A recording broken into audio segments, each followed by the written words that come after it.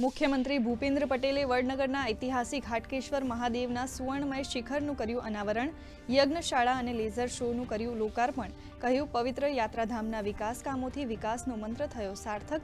મુખ્યમંત્રી gift city ખાતે global capability સેન્ટરનું પણ કરશે ઉદ્ઘાટન.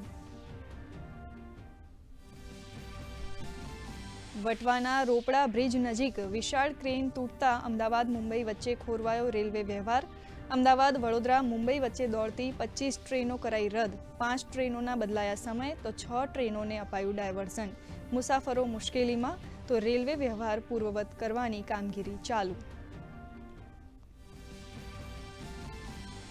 રાજકોટના નાકરાવાડી અને પીપળિયા ગામ પાસે આવેલ KBZ ફૂડના કારખાનામાં આગ. અગમ્ય કારણોસર લાગી આગ.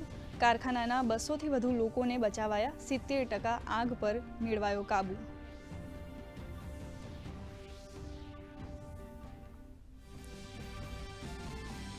સુરેન્દ્રનગરના વઢવાણમાં પોલીસની કામગીરી. ગેબનશા પીર વિસ્તારના ગોડાઉનમાંથી 61,000 લીટર જ્વલનશીલ પ્રવાહીનો જથ્થો કર્યો જપ્ત. પ્રવાહીના નમૂના લઈ મોકલાયા લેબમાં.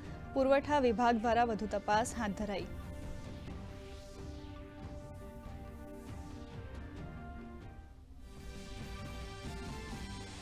વિધાનસભા ગૃહમાં આજે રમતગમત અને યુવા સેવા સ્વૈચ્છિક સંસ્થાઓનું સંકલન, બિન નિવાસી ગુજરાતીનો પ્રભાગ, વાહન વ્યવહાર, નાગરિક સંરક્ષણને લગતા પ્રશ્નોના ગૃહ રાજ્યમંત્રી આપશે જવાબ, તો મંત્રી કુંવરજી બાવળિયા પોતાના વિભાગની વિગતો કરી રજૂ.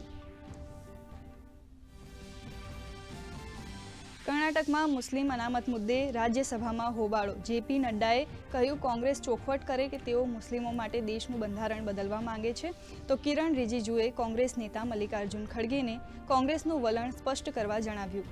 હોબાળાના પગલે રાજ્યસભા 2 વાગ્યા સુધી સ્થગિત. કૃણાલ કામરાની કોમેડીના પગલે ગરમાયું મહારાષ્ટ્રનું રાજકારણ. કામરા સહિત શિંદે ગ્રુપના કાર્યકરો સામે FIR. મુખ્યમંત્રીએ કહ્યું, શિંદે પર આપેલા નિવેદન મુદ્દે માફી માંગે કામરા, નહીં તો થશે કાનૂની કાર્યવાહી.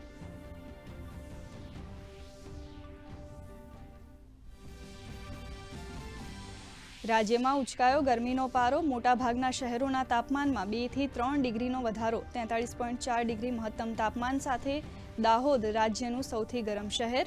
રાજકોટમાં 40.5, અમદાવાદમાં 39.7, અમરેલીમાં નોંધાયું 39.6 ડિગ્રી તાપમાન.